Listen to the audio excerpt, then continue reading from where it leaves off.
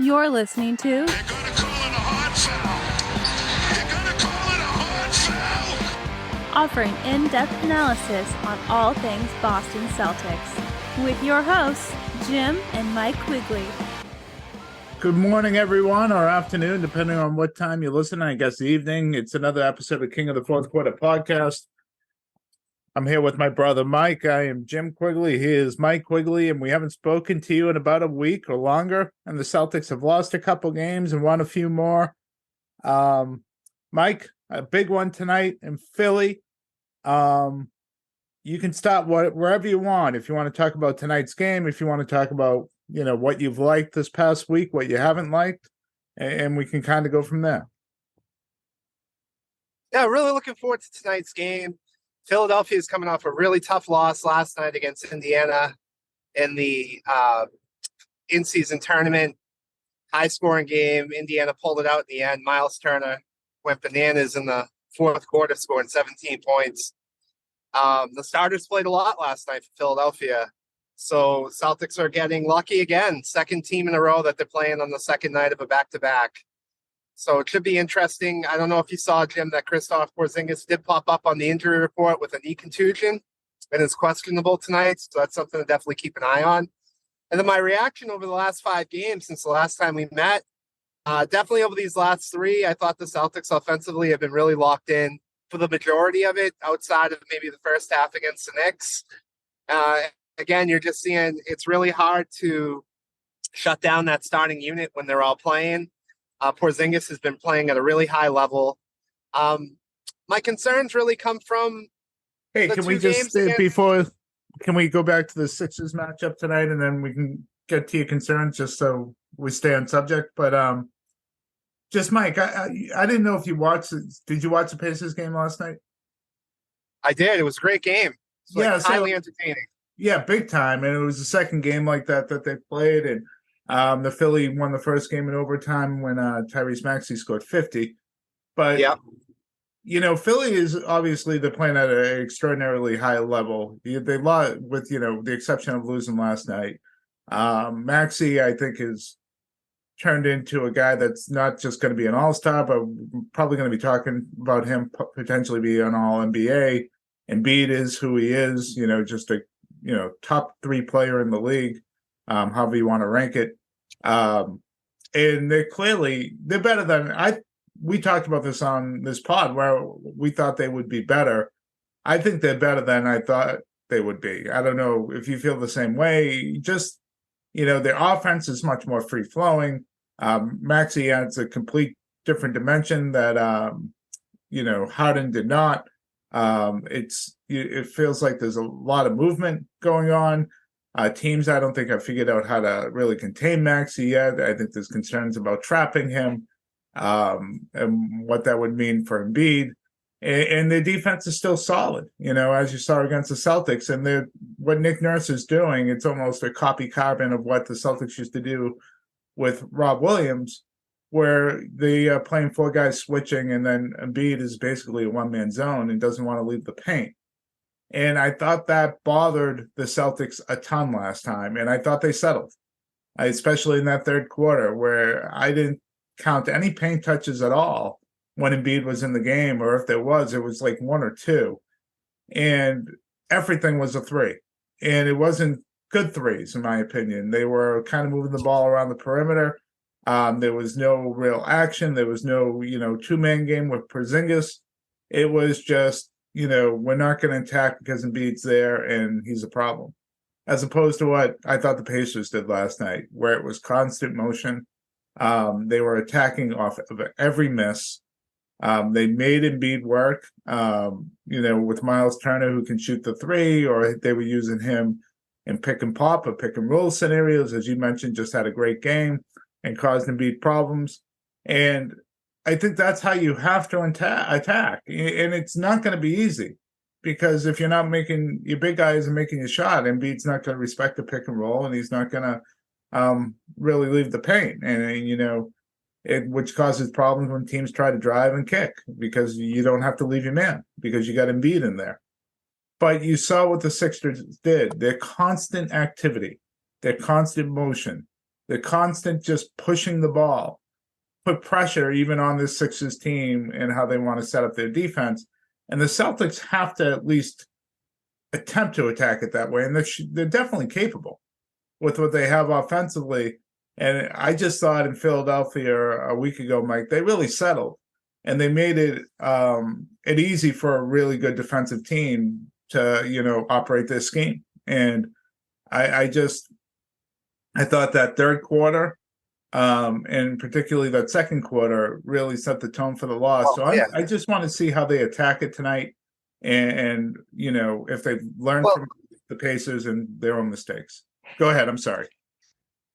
I don't know how much we're going to be able to tell tonight as far as who's better right now with the Celtics and the Sixers, because I have a hard time believing that the Sixers are going to be at full strength, even if everybody's playing after last night's game. Similar to the Knicks earlier this week, where in the fourth quarter, the Knicks just had no legs. I could definitely see that happening tonight. But I agree with you, Jim. It really started in the second quarter. It wasn't just the Celtics not attacking, just their whole mentality. They weren't ready for that game, and they weren't matching the Sixers' energy. When Paul Reed came into the game, everything changed. He was attacking the offensive glass. He was killing the Celtics on second chance points, whether it was him or getting other guys involved.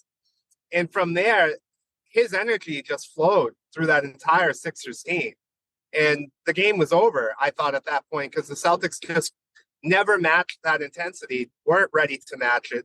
And I think that's a really nice weapon that the Sixers have off the bench as a backup center. He's traditionally really has outplayed the Celtics when he comes into the game and just giving them problems with energy plays.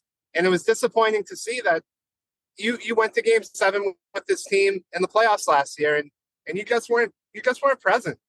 And then at the end of the game, the Sixers did what they always do. They poo-pooed all over themselves, and they tried handing the Celtics a game to win that they didn't deserve to be in. So as much as I believe in the Sixers and think they've changed and they're really good, I thought we saw some of the same stuff from the Sixers last night that we've seen in the past. Joel Embiid really tired at the end of the game, dribbling the ball up, turning it over, throwing the ball out of bounds, just not having the legs at the end of the game. So I've seen a really good Sixers team, but I still, if I'm a Sixers fan, I'd be a little nervous that they're the same old Sixers with the end of that Celtics game and what we saw last night. And I agree with you, Jim. They have to come out and attack and beat tonight. They have to attack the paint. They can't settle for threes. They have to play the way they played against basically every other team this year except the Sixers in Minnesota. And when the Celtics, Minnesota was that bad. Well, they attacked Minnesota, but Minnesota's perimeter defense in the second half shut the Celtics down. Yeah, I just thought that's what happened. Yeah, I didn't think that was like Philly. And I want to touch on that in a little bit about the Minnesota game, but I agree with you about that. If they come out with the right mentality and they're attacking, they should beat the Sixers. And I think at the end of the day, something that's going to hurt the Sixers tonight too, and unfortunately hurt them for a little while, is Kelly Oubre was a really good signing for them. He's been shooting the ball really well, scoring at a high level. Really, and that's really tragic what's happened to him.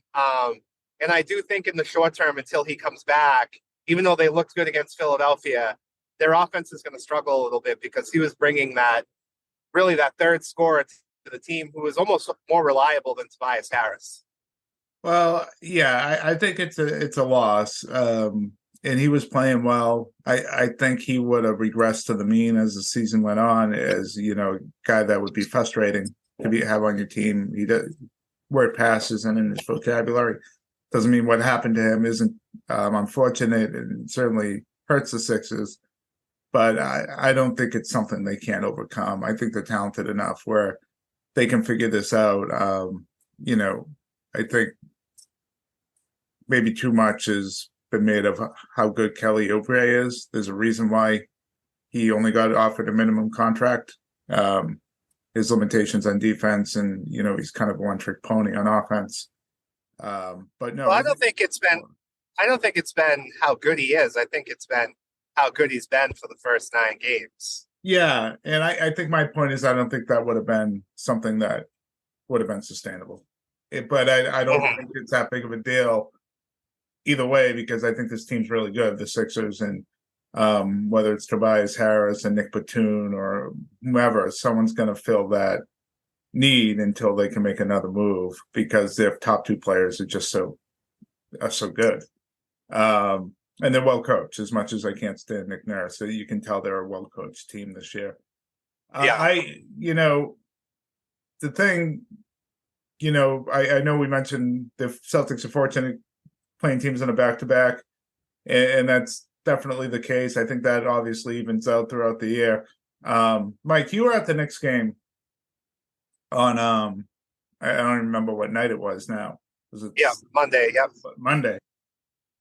And I just liked what I saw for the majority of that game, and I know they were down for a bit in the first half, and the Knicks were getting early rebounds and loose balls.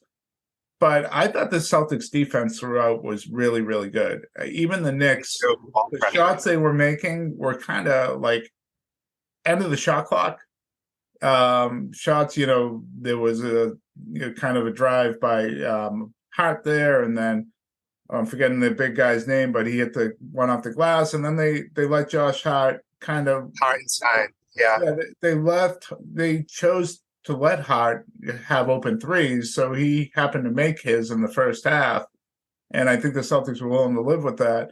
But I just thought, when you had the Brunson shot there too, there was like 13 points there that the Celtics either chose to allow the Knicks to score, or the Knicks just kind of got in desperation. And so I just watched that first half, and then I thought they were in a really good spot if they continue to play defense like that, and they did. And I didn't know if you could feel that live, but I just felt that was as locked in defensively as I've seen the Celtics all season long. I've been hard on Peyton Pritchard all year, Jimmy, but his energy and his effort has been there all season. I mean, he's had way too many nights when the box score says 0 points. Yeah. But the offensive rebounding, and I really thought he made a difference in the next game with his on-ball pressure when he came into the game. He outplayed Derek White, in my opinion. I don't know about that. This one game defensively. The Derek White was damn good defensively too, at least from what I saw. I don't know if maybe. Yeah. Okay. Well, Derek White had 0 points going into the fourth quarter, and his defense was good, but Pritchard was picking up full court, and he wasn't missing a beat as far as getting beat off the dribble. And I thought he made a difference when he came in, especially in that third quarter. That's when the Celtics started to get their lead up to 6. And then, of course, the fourth quarter, the Knicks were just a nightmare. The other thing that was really impressive about the Celtics defense is the Knicks had 4 24-second shot clock violations, and they should have had a 5th one on that Hartenstein 3. I also think a little bit of it. Yeah. I also think a little bit of it is the Knicks are stupid. They're a dumb team, and the ball sticks too much. As much as I love Julius Randle, when he gets the ball, he's dribbling at least 7-8 seconds off the shot clock every single time. And I don't understand what happened with that team, because last year in the second half of the season, that's not how they played. They were one of the best offensive efficiency rated teams in the NBA, and I think they've really taken a big step back. But I thought the bench played a big role in the Celtics win against the Knicks. I thought Hauser, obviously he's having a great month shooting the ball, but I think, again, on-ball defense, they were trying to attack him, and all it was them wasting time dribbling the basketball. So they played right into the Celtics' hands. I thought the diamond press at times was a little messy with the Celtics. Like when they went straight up man-to-man or a straight-up zone, it was a lot more effective. I thought that's when Quentin Grimes was able to get going with those 3 or 4 3-pointers he hit in the third quarter. But outside of that, I thought the Celtics their on-ball defense was really impressive against New York.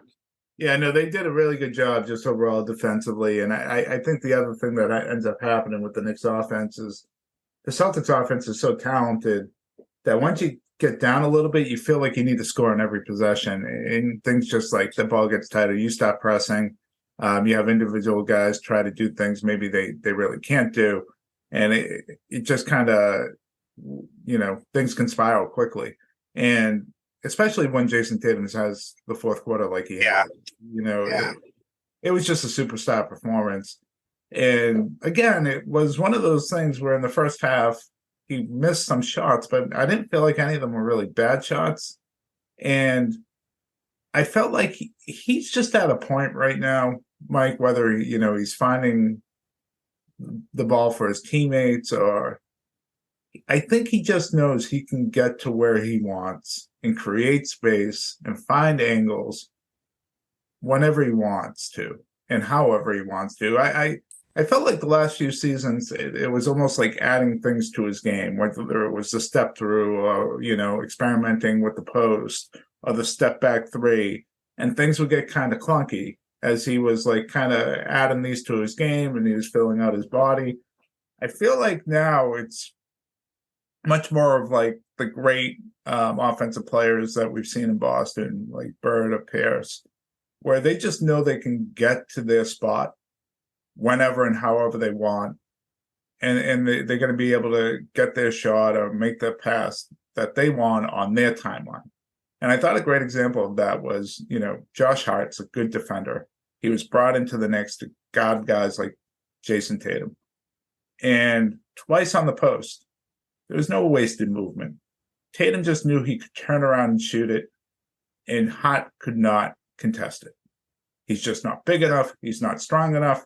There's nothing Josh Hart could do there to contest it. And all Tatum needs is a few inches of space to create for himself. And it becomes a clean look for him. And he did that twice. It was no wasted energy. And it's the same thing when he was sizing up Mitchell Robinson on the three-point line. He just, kind of shook his shoulders, got Mitchell Robinson leaning one way, and he was able to create that space for a three and got a wide open three down at the corner, which really sealed the game, which was kind of one of those F you, I'm a superstar, this game's over moments. And I know exactly what I want to do. I'm going to exactly how I'm going to do it. And I could tell you right now beforehand, and there's nothing you can do to stop me. It's the only thing that's going to stop me is if I miss this thing. And I just think the level he's at, and there's a certain patience he's playing with, and just acceptance that he knows where he's doing it with his head and his body. It just seems to be complete. And for me, the next step, and I'd love to hear from you, Mike, is, when it's a close game at the end, when we're in the last 2 minutes, Celtics up 2 or whatever, does that continue on? Does he continue to play like this? Or does his head speed up and he makes some of those mistakes that he's made in the past? Because that seems to be like the last step, right, of greatness. That's what separates the Jordans and the Steph Currys from everyone else. It's, you can get to your spot wherever you want for the first 46 minutes, but when it's clutch time, you continue to be able to slow that down. And I think that's kind of my last question on him. And maybe maybe he's already there. Maybe it comes this season. Maybe it's next season, but it's going to happen. You can see the progression. It's eventually going to be there for him. It's just interested in when that's going to be. Yeah, I think we've already seen it at the end of games. We saw it a lot last year in the postseason where he did take over and he was spectacular on the last possession or at the end of the game. I also think we've seen the bad side of him at the end of games too. And for me, it's always about either the bad. Yeah. So like Josh Hart's a great defender, but he's not at the level of an Anthony Edwards or a Jaden McDaniels in Minnesota. And I thought at the end of that game, we saw intense ball pressure right up on Tatum and Brown, and we saw the Celtics struggling. And at the end of the game, there were times where Edwards was on an island with Jason Tatum and having no issues at all. And it wasn't, I can just get to wherever I want. It was going to be, I might have to pass and cut. I might have to work for this. And I thought Tatum was settling a little bit. And so I still think we have those instances where there's going to be great defenders like an Andrew Wiggins or what we saw in Minnesota where Tatum is going to struggle. And he's going to have to be more creative with how he finds openings for himself and gets himself shots.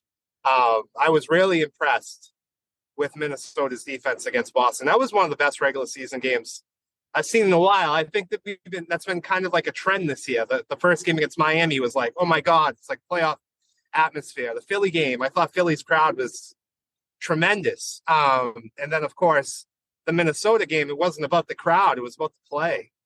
The Celtics came out ready. Like they were running on everything, fast break dunks. And at the end of the game, it just came down to execution. And unfortunately, Minnesota was a little bit better offensively that night than Boston.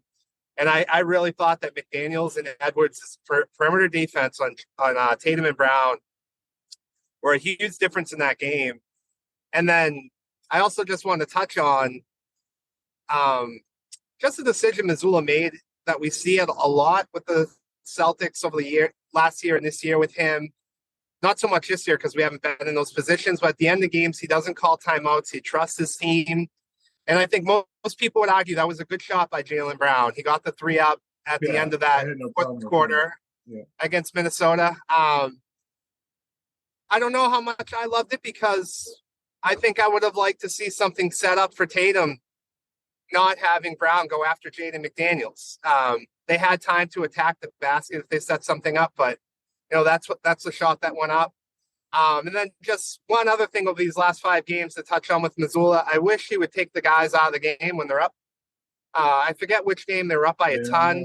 That was against Toronto, maybe. Yeah, and then even against the Knicks, after Tatum hit that corner 3, he kept them in for the rest of the game. There was only like a couple minutes left. I thought that was... Yeah, but either way, he only played 8 guys against New York. And he's got Porzingis, he's got Horford, he's got Tatum, and he's got Holiday. That we got to keep an eye on those minutes because it has been an Achilles heel at the Celtics when they hit the playoffs every year that these guys aren't healthy. The minutes haven't been bad because there's been so many blowouts this year. And I didn't think they played hard minutes the other night against Toronto. So I think it was fine to go out and try to get this win with another night off in between. I think in Toronto, he went deep into that bench. I think he played almost 11 deep in that game. So it's a balancing act. And I think probably tonight you'd probably see an 8-9-man rotation again against a tied team coming off a back-to-back. And then whoever they play next, he'll probably expand it. That's just my guess.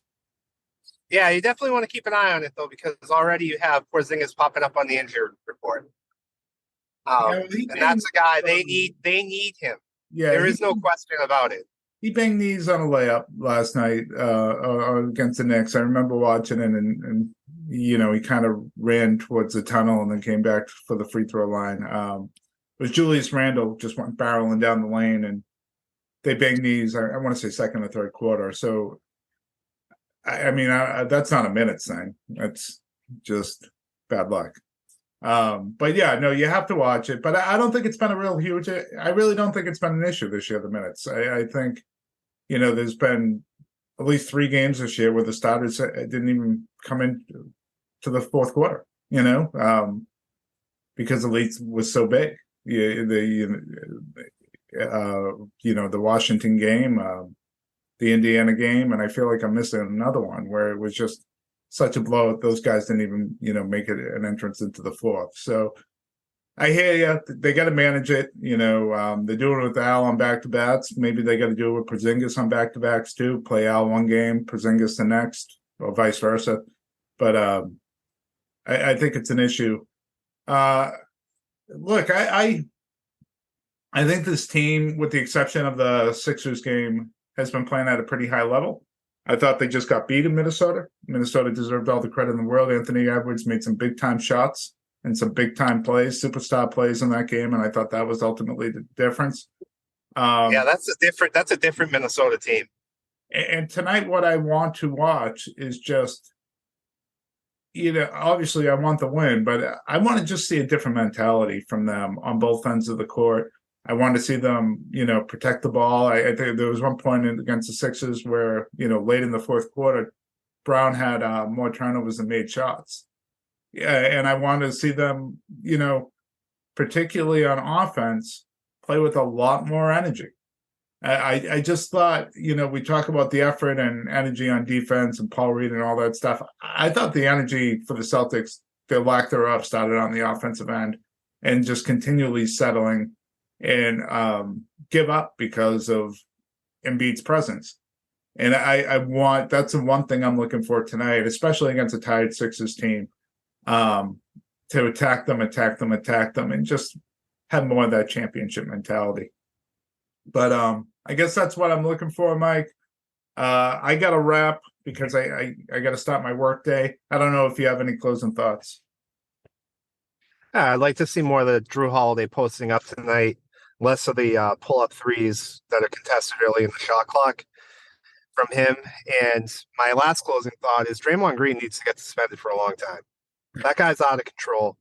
This is 2 games in a row he's been ejected, and he's out of control. I know that there was a fight in the middle of the court, and he can claim he was trying to break up the fight, but he was choking. He was choking the guy. He gets away with way too much all the time. He doesn't play basketball. And the thing is, he's having a good season too. But we've seen like this, it's out of control. The guy's out of control. Nobody holds him accountable for anything. You know how many games Larry Bird and Dr. J got suspended for choking each other and having a brawl in the middle of the court back in 1981? I don't know, Jim. 0? 0 games. Yeah. Neither one got ejected. Different world. All right. So, yeah, well, I mean, Draymond Green's got a history of this, kicking guys in the balls, trying to take LeBron James out of the game in the NBA Finals. He's a piece of shit. Yep. He is. All right. He's a dirty player. On that note, we'll talk to everyone soon.